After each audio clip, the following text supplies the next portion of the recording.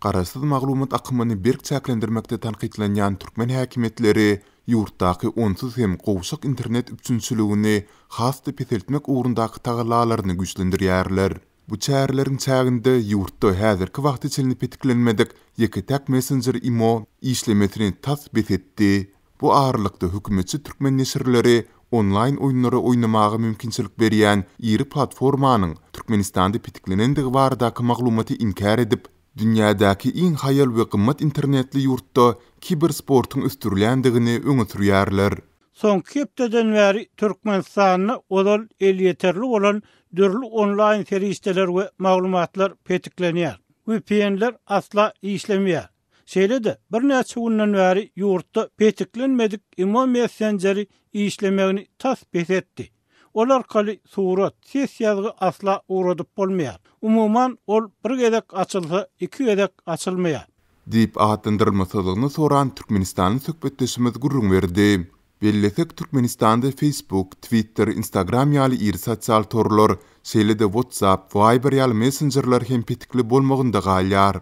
Häzir çelni elýeterli bolan imo messengeriniň işiniň tokdamagy esasan hem daşary ýurtlardaky türkmen migrantlarynyň maşgalalaryna has oňoýsuz täsir ýetirendigi bellenilýär. Türkmenistanyň daşynda onlarça, belki-de ýüzlerçe miň türkmen migranty bar. Olar ýurtdaky ýakynlary bilen imo arkaly habarlaşyp durýardylar.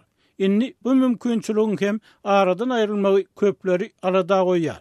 Diýip bu mesele boýunça ýurdun durly tewitlerindäki ýaşaýjylaryň onarça bilen söhbetdeş bolan sesmämizi belledi. Galy berse-de imonyň işiniň tokdamagy sosial torlarda hem giňden maslahat edilýär.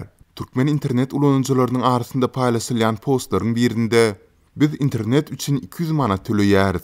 Hiç bir sayt açylmaýar. Kino we suratlary indirmek asla mümkin däl. Iň bolmanynda imony bir açyň, bolmasa arda ýazarys we şikayet ederiz diýen pikir beýan edilýär.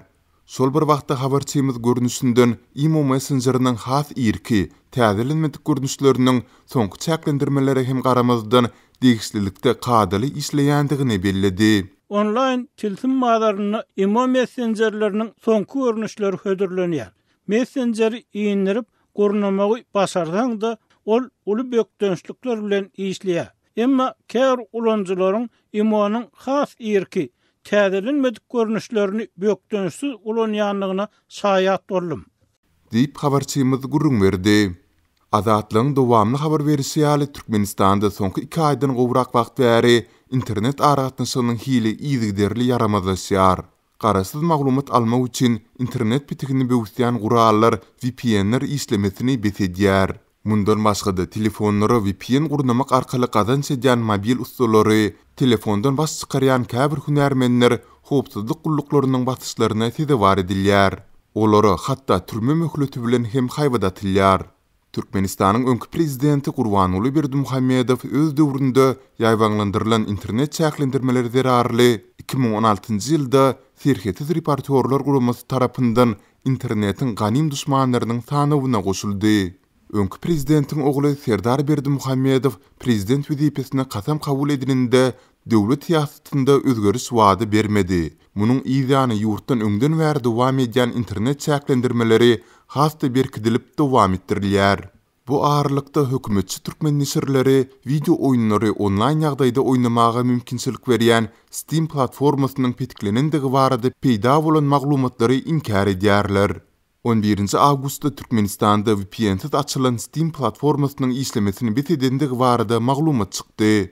Bu barada habar beren Türkmen News nesiri soňra täzelenen maglumatynda 9-10 awgustda dünýäniň beýleki käbir döwletlerinde hem bu platformanyň isinde käbir bökdönçlikleriň ýüze çykandygyny belledi.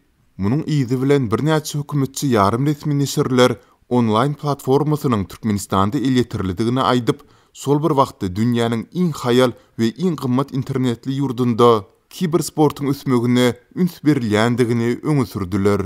Türkmenistan barada diňe öwül makalalary çap edýän nesirler 2018-nji ýyldan bäri Türkmenistanyň elektron sport boýunça Milli Federasiýasynyň hereket edýändigini we kibersportyň türkmen ýaşlarynyň arasynda barha köp meşhurlygy eýe bolýandygyny aýdýarlar. Orient nesiri bolsa özüniň geçirendigini aýdýan pikir sorulşygynyň netijesinden salgylanyp, Türkmen online oyunçularının arasında Steam platformasynyň has meşhurdygyny anyklandygyny öňe sürýär. Sol bir wagtda bu nesirler internetiň bir çäklendirilmeginiň kibersportyň üsmegine ýitirýän täsirleri barada dymýarlar. Türkmenistan her ýyl halkary guramalar tarapyndan düzülýän metbuat we internet azatlygy görkezüjilerinde iň soňky titirleri eýelläp gelýär.